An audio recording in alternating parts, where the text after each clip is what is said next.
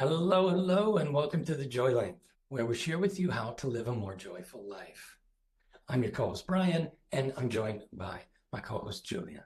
Julia, how are you? Hi, I'm great. And it's my birthday. It's a perfect Yay. time to talk about celebration. Yes, definitely a nice happy birthday going out to you today. And so, first, I have a couple questions for everybody. What is the first thing that comes to mind when you hear the word celebration? And when was the last time you celebrated something? Yeah, give it a thought to those. And in the meanwhile, I would like to say a massive thank you to each and every one of you for choosing our podcast. There are so many out there, and you still decide to listen to the darling. We truly appreciate that. And we do our best to make the best use out of your time. And today, in this episode, you will learn how you can increase your happiness for 25%. And you will also learn how joy, celebration, and gratitude are intertwined. You will also learn about what are the benefits of radical acceptance and celebration. So there is a lot to dive into. Let's hop in. Brian, what do you have in mind for today? When it comes to celebration, a lot of people find it kind of hard to celebrate. They might even skip it altogether. Like that, it's not worthy, or I'm not worthy of a celebration. It could be a number of things.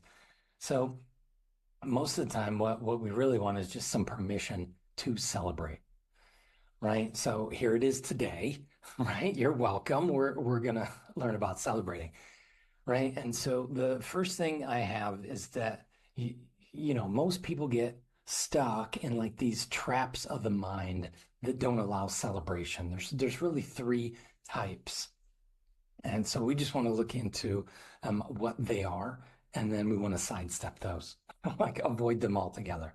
So there are three celebration traps, and they're just like mental concepts that create our realities. So there's first the rat racer.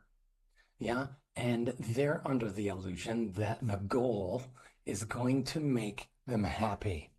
So they miss all of the joy in the moment because they're a slave to the future, right? They're only looking ahead and, oh, that's going to, but I can't be happy now. The rat racer. The second type of persona is the hedonist. Their joy is only in the moment, and that's it. It's only about momentary pleasure, and so they're a slave to the moment, right? And then finally, we got the nihilist, and they pretty much give up on both of those, both the goal and the journey. They're like, and they're pretty much a slave to the past, right? So, what we want to do is really create a balanced approach to celebration, and that's through enjoying and celebrating the journey on our way to the destination that we find valuable and joyful, right? Something we want to achieve. And so it's not only about making it to the peak of this mountain, like, hey, we're going to achieve that. It's about the joy and the celebration of the experience of climbing towards that peak, right? And celebrating all of it. And, really joy precedes success. So when we kind of let the target go a bit, we can aim for it, yet we can enjoy the journey toward it, celebrating everything along the way. I love that. So there are three traps, like the right rat racer, when you are the slave of the future, like avoiding those little celebrations, celebrating of those milestones, because you're like, okay, something bigger is coming up, so the little ones are not worth celebrating. Then is the hiddenness. It's all about the present moment, so it's kind of not giving up the pleasures of today versus the kind of big wins on the future, right? And then the third one was nihilist, which is the slave of the past. So they are not interested in the pleasure at all. Yeah, it's all about balance. And the thing is, I think we've been taught that there is this when, right? There is this something that it's a point in the, and this is a little bit about the propaganda happiness has to do with it. But I will expand that thought in a second. So I remember when I was younger, I thought that my life will start when I will be in a relationship, or I will be super happy when I will get a job, right? Like 9 to 5. And long story short, I was extremely disappointed in both. And yeah, my first relationship did not ended up in the Disney story. And I am a self-employed because my office job also did not fulfill me and it made me a whole so person. So it's all about it. But I think and also I'm a marketer as a background, but there was a lot about this. Oh, buy this and you will be happy. Get this and you'll be fulfilled. Go to Maldives, Bahamas, whatnot, and you will be happy and joyful. And then you can celebrate with Coca-Cola, whatnot. It's not about it. It's about seeing who you are as a person, recognizing your joy and recognizing your own wins. Because for me, like traveling to different country, I can move, I can pack my stuff and move to Australia, whatever, and it's not a challenge.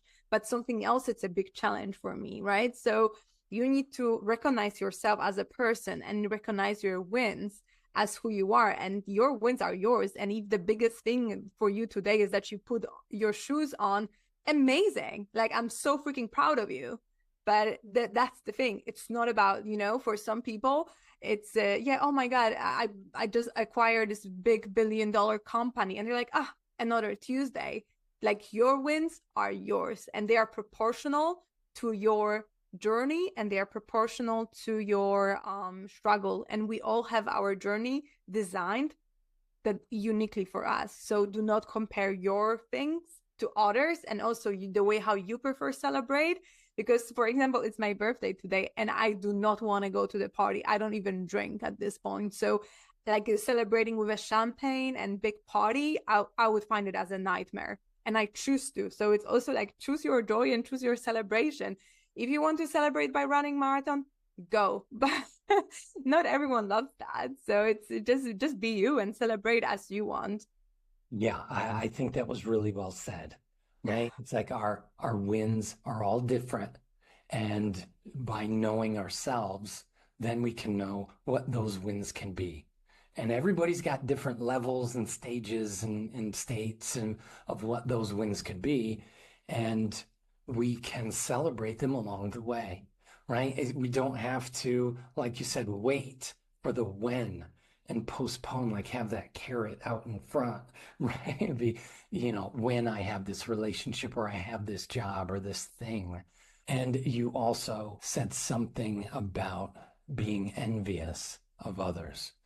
And that is one of the thieves of joy itself, Mm. right? Is envy, the ulcer of the soul, right? It's just that painful thing that can really get in the way of our joy, right? Is envy when we compare ourselves to others.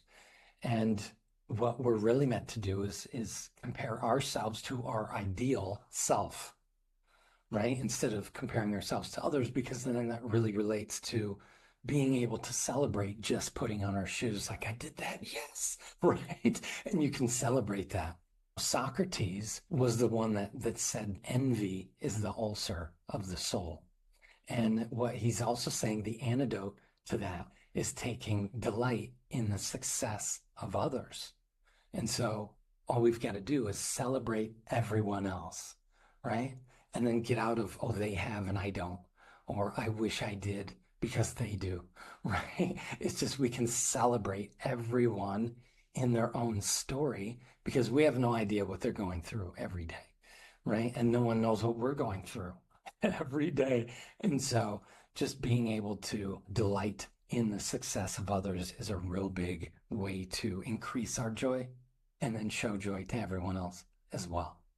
Yeah, I fully align with everything that you say, that it's yeah, the comparison, it's something that creates a lot of issues. And I think we were talking that it's also something has to do with I'm not good enough, right? That when you think that you're win, because yeah, like for example, I'm above average in certain areas of my life, but I'm like not even close to being an average in others. And Right.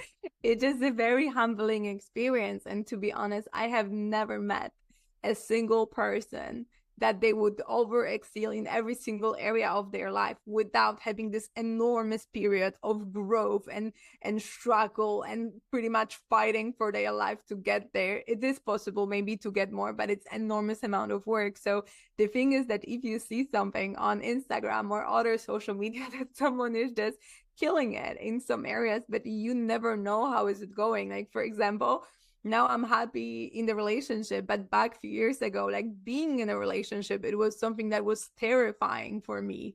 Like it was something that I was deeply like scared of, and for me I was impressed by someone who could be with a person for a year or two, because I would feel trapped and like suffocating in a relationship. So that would so now I will be soon celebrating a year with my boyfriend. So that's a massive win for people that maybe been like in their relationship like their entire life. It seems like nothing, but that's the thing. Like this is how is life. Like we always meant to grow. We always meant to be pushed, and either you push yourself or the universe, God, energy, source, call it how you want it, you will convincingly pushed by them in the direction that you meant to go. So that's the thing. Like it's your story, it's your journey, and celebrate it. And I think, yeah, what was Brian? What was the smallest win that was a big deal for you and you celebrated? But for somebody else, like looking outside, no, the big deal. Just so we will give another other people that they are listening today like a permission to celebrate themselves, and write us in the comment or send us a message. What was your like ridiculous win that nobody would care? And I'm sure you will get plenty of exciting emojis or even a voice message from me. So That's a really good question because right when you asked it, I was like, well, what?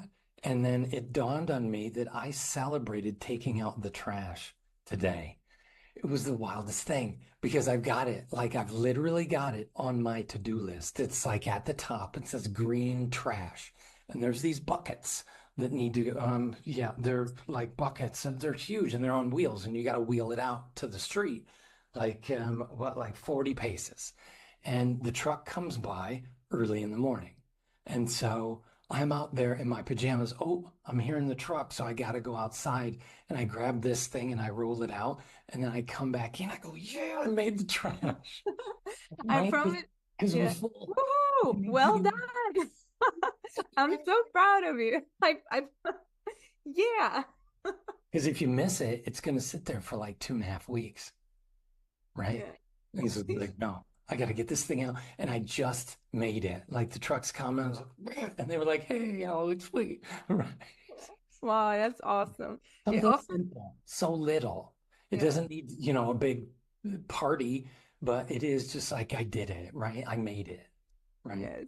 Sometimes when I'm running and it's like a hard bit, I'm like, good job, good job. Like you are doing amazing, a little bit more. But this is all about it. Like I heard somewhere that you should be your own biggest cheerleader, because the thing is that if you are not this, then who will care? Like, I Yeah, don't what are you know. doing?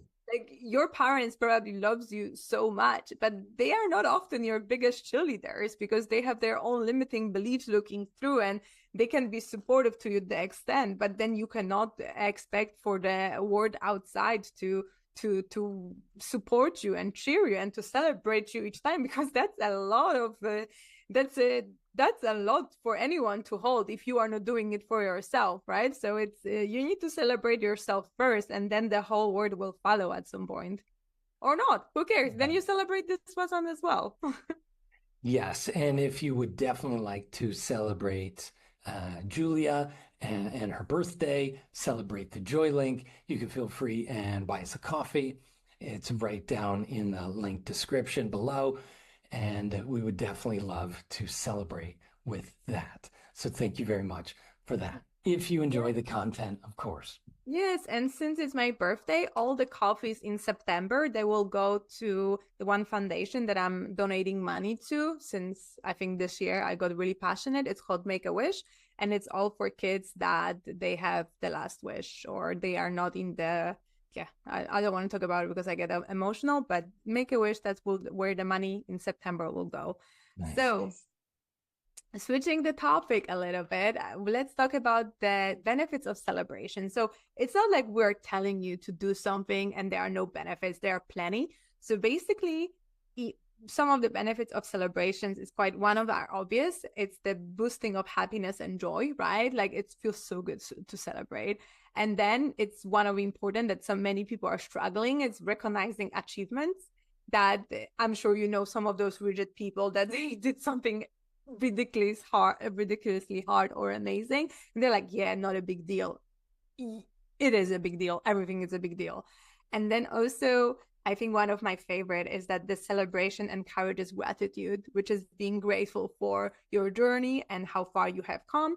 And also, Brian will talk about it. Oh, he already mentioned about the resilience. So it's and the celebration enhances resilience and is pretty much preparing you to celebrate farther because there is no there is no finish line. Like if you get to the one top of the mountain, it's the bottom of the next one. So just love the journey. That's it. And then it increases your well-being and creates positive rituals. So there are many benefits for joy, for celebration. I think for me, joy and gratitude and celebrations, they are all like in one wheel, in kind of speeding up on one another, right? Because joy provokes gratitude boosts celebration, and it's this beautiful wheel that everything goes hand in hand. Yeah. Yeah. They're all connected. One reinforces the other. They are Yeah. all linked. Yeah. And all of that really rewires the brain to celebrate life. And then here comes all the joy and everything. So it all really starts with the gratitude part and being grateful for what is. And yeah, then there's more joy in the moment. You can celebrate more, and then it creates more gratitude. And like you said, it goes around and around. They're all connected. Yes, Yeah. exactly. Yeah. And some of the stopping points for people when it comes to being grateful, since that will get you in that upward spiral, is the being grateful for hard moments or things that we didn't want to happen. And when we can step into something called radical acceptance, that's when we completely accept where we are, right? While holding high standards for moving forward, right? That's really the key. It's like, yes, I'm moving towards that, yet I accept where I am, right? And that can let go of the judgment. So then you can be grateful for where you are because you know you're getting there.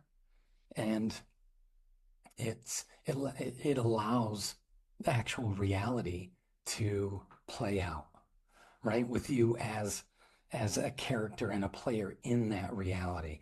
Yet we're really either gonna win or we're gonna learn, right? There's not really a fail in there. And when we can accept that, say, okay, well, I didn't win this time yet. I learned a valuable lesson. Well, then that is a win all by itself. And one of the most successful and richest people in the world, his name is Ray Dalio.